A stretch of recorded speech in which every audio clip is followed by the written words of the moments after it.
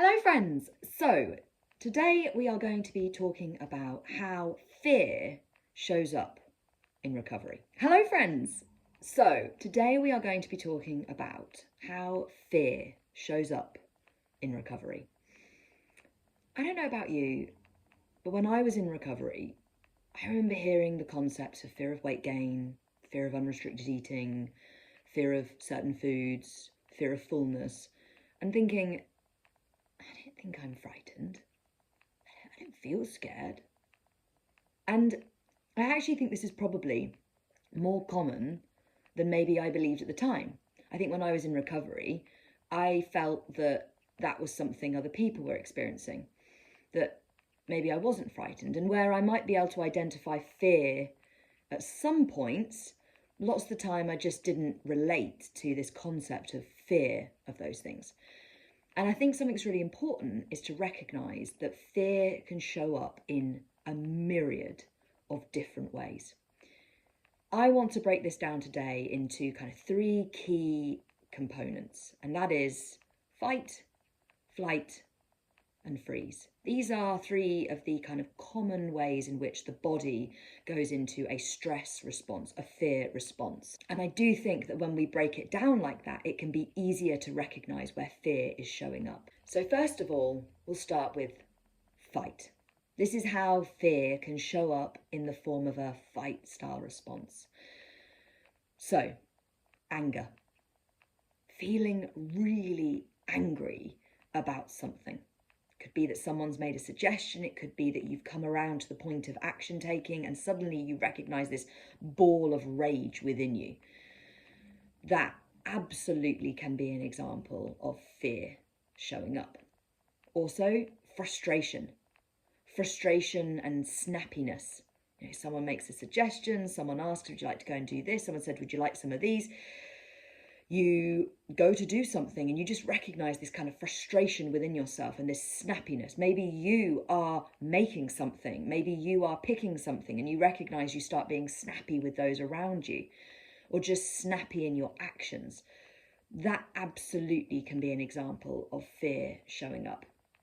Another one that I think is really important we recognize, and it's something that I on a personal level experienced a lot, was this horrible kind of superiority that came as fear.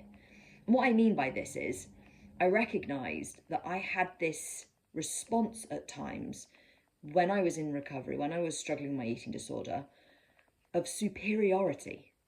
Like I was above things. Like someone might suggest something and I just would like blow it off in this kind of, no. I don't do that. That's not for me. Or I don't know. I can't even really easily put it into words, but I just recognised this horrible kind of superiority thing that was going on. And actually, when I started to get curious about the fact that that in itself could be fear coming through in that kind of fight, that kind of distance, that kind of, no, that's not for me. I don't do that. I don't even like that. It's not even the right weather for that. It's not the right season for that. Oh, how could you possibly, I don't even like that. There's this kind of superiority thing. Then I really started to recognise, I think this might be it. The same would come around with almost like kind of snobbiness around foods. Like, oh, chocolate. No, I'm having chocolate. I'm not having that. I'm having proper chocolate. Oh no, they look really dry and horrible. Absolutely not. No, I had these really lovely ones from this bakery once in this place, and it was just so amazing. It makes me sound awful, but genuinely, I had to get really honest with myself that this was coming out, and it's not a me thing at all. And that's how I was started to be like, I wonder. And so superiority and this kind of almost like food snobbiness, I recognised was an example of fear coming to the surface for me in a kind of fight mechanism. So that is kind of the key areas that I've identified of fear coming to the surface as a fight. Now let's move on to the flight response. So first of all, you've got anxiety. And this can be anxiety specifically relating to the food, the going out, the this, but it can also be a generalised anxiety, recognising that maybe you're about to go and do something really challenging or you've committed to something and you start to notice that you're feeling really worked up and overwhelmed and anxious about all sorts of different things. Could be that interview you've got going on, or that project that you're working on, or that conversation that you've got to have with somebody, or literally anything at all could just get balled into this sort of general state of anxiety, which is that fear coming to the surface in flight. Another example of this would be doubt and overthinking. This is something I know I struggled with quite considerably, would be that I would make a commitment to do something, or I would be like, right, I'm going to go, I'm hungry, I'm going to go and honour that. And the fear would come to the surface in this just overwhelm and uncertainty and doubt. What do I get and how do I get? And obviously these things overlap with things like extreme mental hunger, which can present and create basically that place where you're eating sort of saying, nope, nothing, and your body's going everything. But I do think that that overwhelm, that doubt, that uncertainty can absolutely be an example of fear coming to the surface. Fear can also present very much as panic, real sort of sense of deep-rooted panic within you. And I remember distinctly times where I almost felt like I just wanted to just start walking and just keep walking forever and ever and ever and ever and ever. Like this just drive within me to be like, get out of here.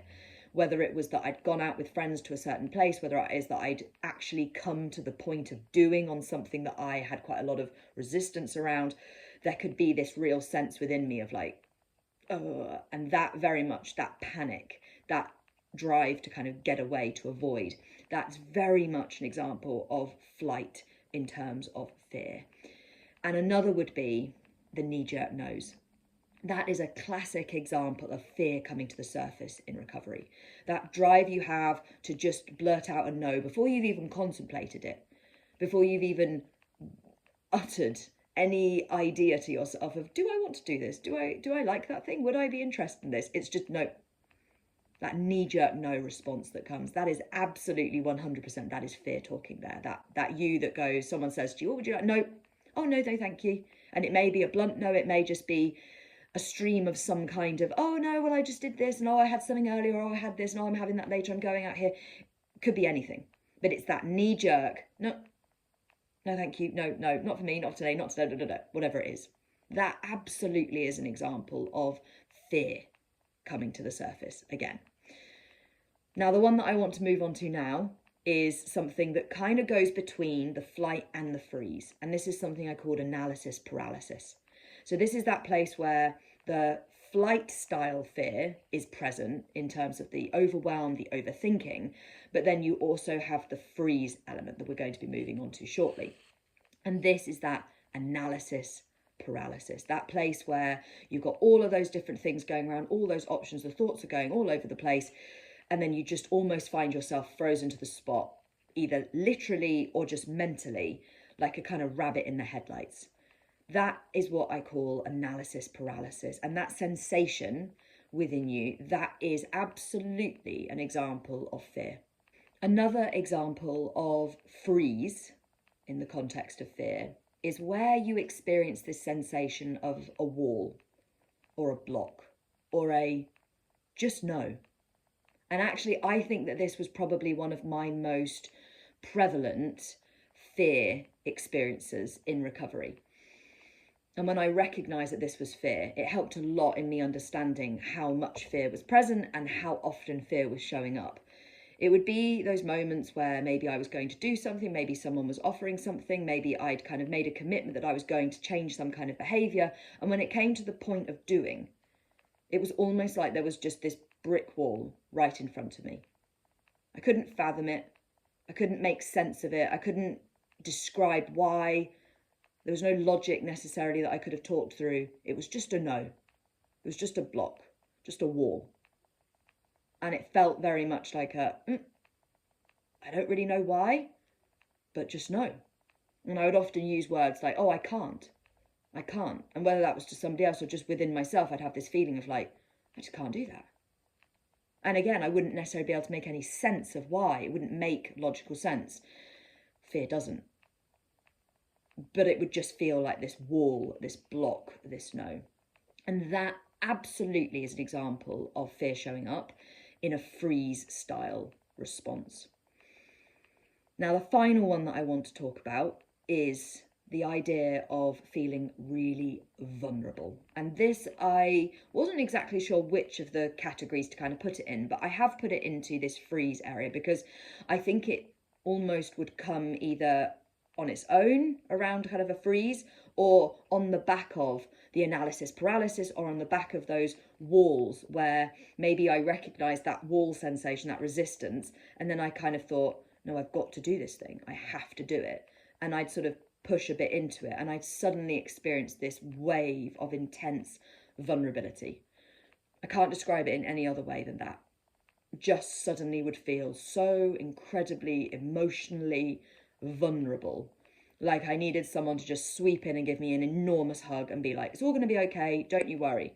Whilst also being like, come on, you've got to actually do this. But that real intense vulnerability where I felt like I could just cry. Like you could have just touched me like, and I'd just instantly just sob and sob and sob forever. That real rawness inside, that vulnerability, I learned to recognise that as well was another example of where there was fear. And it could either come completely on its own out of the blue, or like I say, on the back of another one. It could also come on the back of anger. I could be really angry, really frustrated, really snappy. And then if I sort of pushed into that a little bit more, there would be this vulnerability, this real intense vulnerability. Same would be for a flight. You know, I could be in that analysis paralysis place, or in that real sort of panic, and would then sort of push a bit further, and then this vulnerability would come in. So that for me was another very important thing I had to recognise in my recovery journey, was an example of fear showing up. So that wraps up this little video looking into the various ways that fear can show up in recovery. Because this is a doing space, not just a listening and talking space, I encourage you to have a think, be curious about how fear may be showing up for you in more ways than maybe you originally were aware of. And with that awareness, with that knowledge, with that identification that you gather from this, do something with it. And by that, I very, very specifically mean walk into the fear. Recognize the various different ways your fear is presenting. And when you are in those places, push into it.